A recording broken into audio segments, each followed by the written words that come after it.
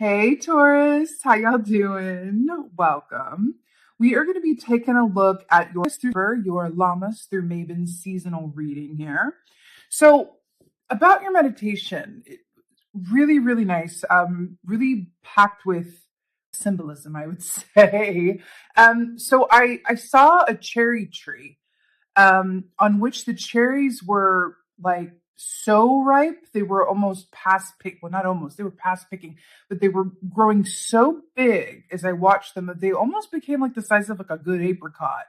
So I saw this cherry tree that was just incredibly ripe, bursting. It really felt like, and then the scene changed from daytime to I saw like a full moon rise, and I'm in this garden this cherry tree at night, and then I hear the opening chords to Rhiannon.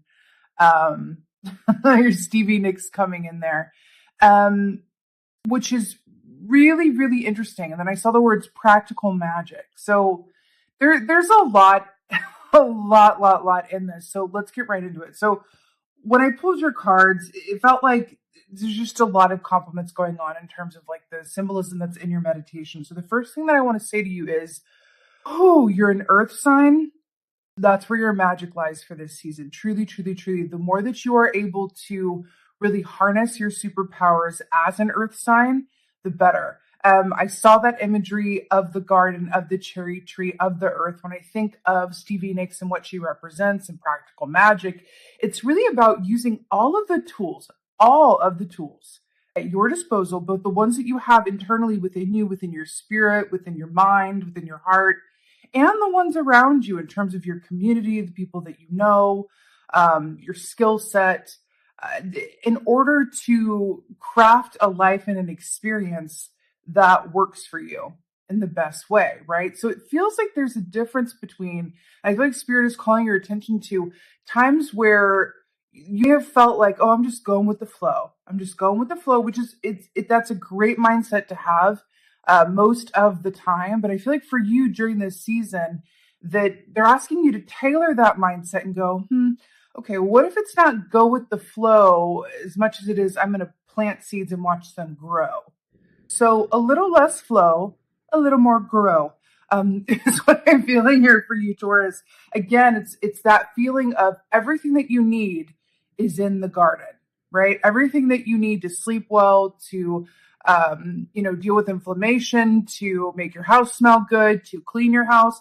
That's what I'm getting. That's what the practical magic feels like. And even if you don't have a literal garden, I feel like that is representative of you really do have everything and everyone that you need at your disposal during this time period. And the more that you can be a super crafty, earth magic person, the more you're going to, get out of this time in terms of bounty, in terms of receipts, that cherry tree just being incredibly ripe looking. So as your animal, you have the wolf coming in here, which is just like, hello, so perfect earth energy for you. Now this typically I associate with Capricorn energy, which is really perfect because Capricorn energy is very much about planting the seeds and then, giving them sunshine, giving them water, giving them attention and watching them grow and knowing exactly when to harvest them.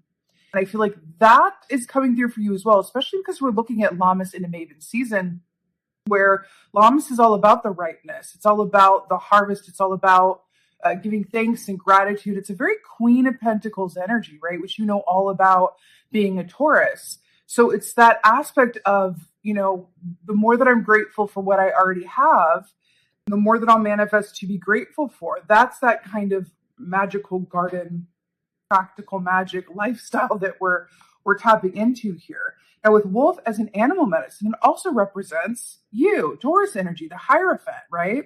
So I love this for you because there's an aspect of the pack, of your community, of your family, of your chosen family that is coming through with wolf energy, but it's also largely about instinct, about being so finely tuned into what is right and the next thing to do and when to do it, especially about timing here, that it just feels like this is going to be working very much with you and is very much going to be on your side. So I feel like we can take this a little bit Literally, you might not have any wolves, actual wolves in the back garden, but I feel like look out for wolf imagery. You could even go a step further as to welcome this animal energy to work with you in a practical way.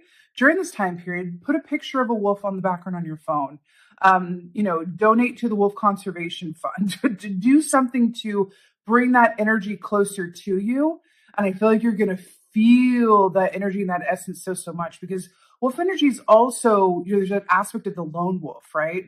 Which is about understanding that only you have the front row best seat access to what you instinctively feel is right at any given time. And sometimes when you're in that position, it is up to you to make the best decisions and choices around timing and strategy for those you're responsible for, but also those who are affected by your decisions. So it just feels, especially those who are like a head of a family or have people working underneath them or have children that rely on them. I just got shivers. That feels incredibly important, where these people are looking to you or relying on you. And it's really important for you to stay connected to your instinct, but in a grounded and purposeful way. Again, I keep hearing it, a little less flow and a little more grow.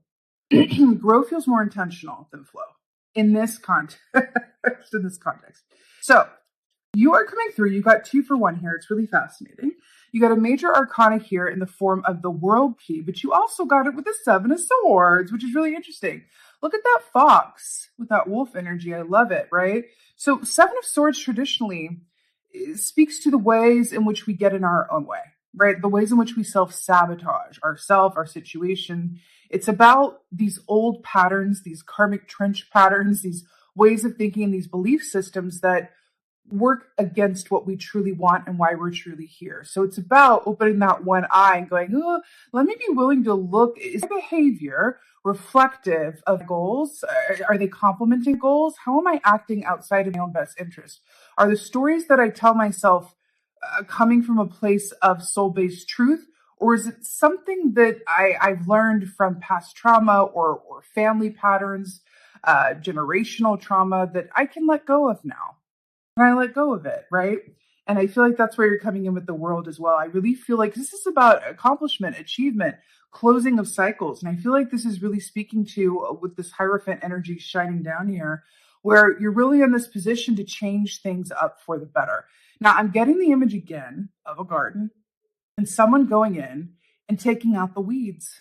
Because if you don't take out the weeds, those plants are not going to grow to their best capabilities, right? That's going to affect the harvest. That's going to affect what it produces for you. Oh, I have a lot of shivers around this. It really feels like for you, this is very much about doing this within for yourself, but I also feel like it has to do with your family patterns. This could even be for a group of you. Just as an example, let's say that your family has some story, some script that it's carried on through the generations. Maybe it's that, for example, we just have bad luck. Oh, our family's cursed. We just have bad luck. We have bad luck with money. We have bad luck with love, whatever. It's so funny. I'm seeing the Practical Magic movie, which I live for. But there's a story in that. It's also based on books, which I'm equally obsessed with, by Alice Hoffman. But there's a story in that where the family is cursed in love. And there's this idea of, our curse is real, or are they only real because we believe in them and our belief makes them true?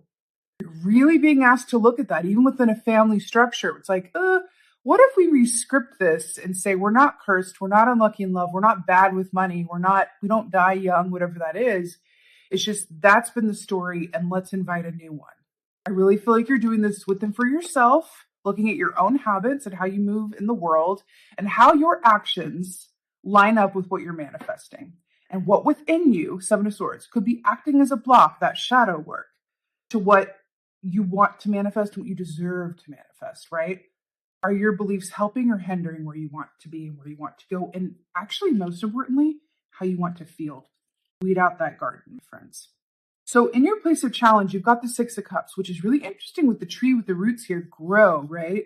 So 6 of Cups traditionally is about memory, past, nostalgia, but I do feel like in this position, also childhood, when children, because it's in the place of challenges, when this is in the reverse position, this really speaks of when we are remembering the past in a worse or better light than it actually occurred, which keeps us from having any objectivity around it and gaining any sort of healing from it.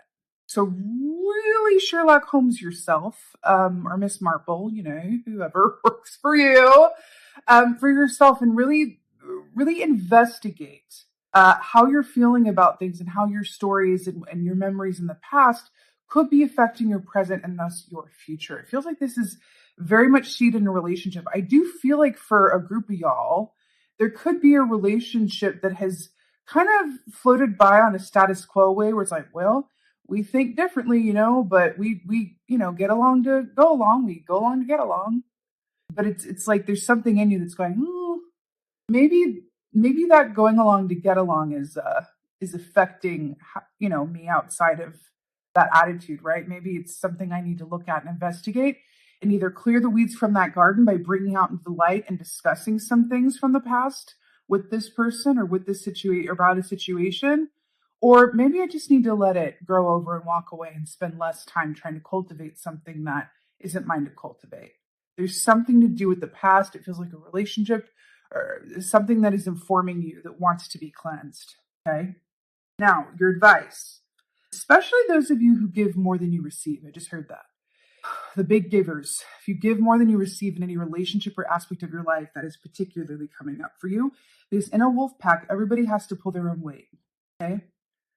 Four of Swords is your advice. Now, I love this so much. Now, this is about rest, quiet, contemplation. See that third eye all activated with that baby lamb there? Lamb is such a beautiful symbol to Page of Cups energy within the Four of Swords of just that sweet innocence, that childhood, spirit of living in the moment and loving like you've never been hurt before and approaching the world from a place of curiosity over fear, right? Fear closes doors, curiosity opens them. So the fact that this is your advice right now is saying embrace that curiosity from a place of stillness when you're looking at what in your life or your relationships wants to be transformed for the better. Do it from a place of love and non-judgment and acceptance, right? I know I'm rattling these off and it's like, oh, you make it sound so easy. But sometimes it's just about setting that intention and then allowing yourself to stay connected to that instinct and your intuitive self and take that divinely inspired action as you feel it, right? You know how to do this. Even if you don't know, quote, you do know how to do this. And there's a lot of, methods that you can take. But the number one that I would suggest is meditation, right? That's the key. That's the way. That's the light. I'm telling you, that is the medicine. So in your place of victory, I love this here. This is Mother of Wands, Queen of Wands.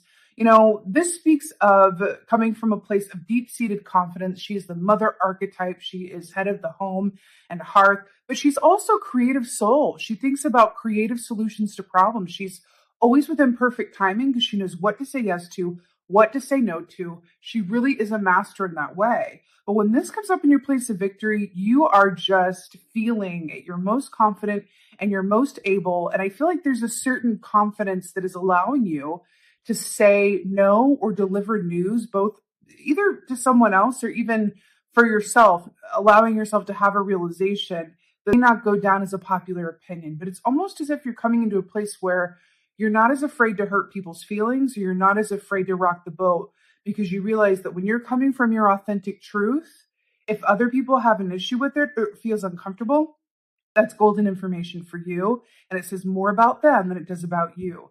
If you were to stand in the full body of your truth, ask for what you need, ask for what you deserve, put some boundaries down. Well, what's that saying? The only people who have an issue with you setting boundaries are the ones that seek from you having none or benefit from you having none. Right? There's something about that. But I also feel like with the Seven of Swords, this is related to you as well, right? There's just some old stuff, and it feels like just something emotionally based that is affecting you coming into your Queen of Wands, because I feel like this, but you're going to get there. I feel like these eggs are really new things that you're manifesting in that garden, those cherries that are super ripe, like the size of apricots, right? But I feel like there's also a creative mission, a reason that you're here that's tied to your soul purpose. That's true for everybody, but wands were the realm of the soul and why we're here. The wands are all about our soul purpose. So I feel like this is also asking you, doing some of this maintenance and looking at what you might be afraid of and approaching it from a place of curiosity instead of fear and acceptance over judgment is going to allow you to align with and get the confidence to really take some big steps and plant the seeds towards your soul purpose in whatever way that is, whether it's a business you're thinking about doing, a hobby that you want to turn into something bigger, even how you spend your time. Like maybe it's like, I'm doing too much for other people. I need to do this for me. Or maybe it's about taking care of yourself and your physical vessel in a newly realized way, right? Something about this for you. But this is an invitation to step more fully into your power. And I love that. I always love that. So for your Llamas Oracle here, which is the month of August going into September, we have garden tools. Hello. You must summon the courage and strength to acquire the resources you need. Remember when I said that you have all the tools at your disposal to live the life that you deserve and that you desire, and that it was really about looking at everything around you and going, oh, I can use this for this. I can use this for that. I can talk to them and get their help with this. You are not an island. I feel like you have everything that you need within and around you. It's just about thinking creatively and looking at stuff and going, okay, what can I set in motion here, right? How can I be more intentional and less flow and allowing things to just happen to me and more grow? Let me be intentional about the seeds that I'm sowing, and then even more intentional about how I'm nurturing them into their fully formed versions, right? It's beautiful. Fire cider. I love this one. So this is your Maven key, which is the autumnal equinox, right? So dwell in the medicine that exists to protect the spirit. Dwell in the medicine that exists to protect the spirit. Now, what's really interesting about this is that 1 + 6 is 7, right? Which is mirroring the 7 of swords here. And then 2 + 3 is 5, which is the number of change. Also, the Hierophant is the 5th key in the major arcana. You have these odd numbers of change happening here. You have a couple of evens as well, but it really feels like that's the key here, is that change is on the docket. Dwell in the medicine that exists to protect the spirit. Again, I feel like this is cooking up that concoction for yourself. There's really clearing those actions or beliefs that are not in alignment with your true spirit, with your soul-centered purpose, and what is actually going to make you happy in this lifetime in a fully round, like a full picture context, right? Now your outcome here is really, really beautiful. So we have Queen of Water, which is Queen of Cups. This is really stunning. I love this like hummingbird energy here. So Queen of Cups, it's interesting. So we're talking about this grow instead of flow, but I love this mermaid imagery and the pearls and the waves and like the big fish here with the roses, because Queen of Cups, when she's in alignment, right? She understands that the most important thing in life is your heart space, right? Your emotions, your emotional relationships, and how your intuition informs the choices that you make. But I feel like for you, by moving through this time period from a very earth-based intentional place, it actually shifts you into this beautiful place where you are able to be in this flow state and actually fill your own cup and learn how to fill your own cup so that you can share it with others. I do feel like there's an editing it's going to come on here, but I feel like it's highly positive.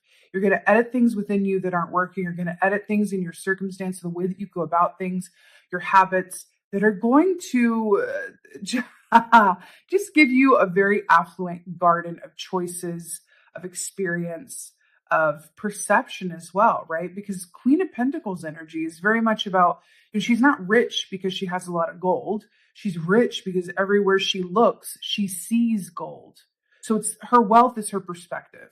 And that feels like that's the key for you as well, and how you have the opportunity to come out of this time as that Queen of Pentacles energy married with the Queen of Cups flow and intuitive life, and feeling very connected to your heart space and feeling really satisfied and healthy in your relationship with yourself, which he also represents, but in your relationship with your purpose, your work, your family, all of the above. It's really beautiful, Taurus. It feels very medicinal. But I also want to remind you to call that wolf energy to you. That's going to be a very important and medicinal totem. But also, regardless of where you live, if you have a garden, if you live in a high rise, it doesn't really matter. Really take some time to walk in nature and really notice things around you and really observe how everything seems to work in alignment and tandem in the natural space. Think about your ancestors, whoever they might have been. Right? How did they get along? How did they make work with what they had, right? They worked it out with a lot less than we have today, depending on how far back you go. So just think about your connection to the earth as an earth sign. And then think about how you in your life can maybe simplify things, right? Getting back to basics, I'm hearing. Really, really beautiful. And again, that song, Rhiannon, with Stevie Nicks, I feel like is also calling you to really embrace that practical magic. And perhaps you'll find that what you're really looking for and what you need most of all is a lot closer to home than you would have thought. Really, really beautiful, Taurus. So, with that being said, I'm so happy, so happy to be here with you guys. Thank you guys for being here. Please give me a comment. Give me a comment below. I love reading your comments. Hit that like button, subscribe, all of the things. I just appreciate you guys being here so much, but especially interacting with me. I love talking to you guys in the comments section. And with that being said, yeah, just thank you so much. And most of all, and as always, my beautiful, beautiful Taurians, thank you for being you and be well. Until next time.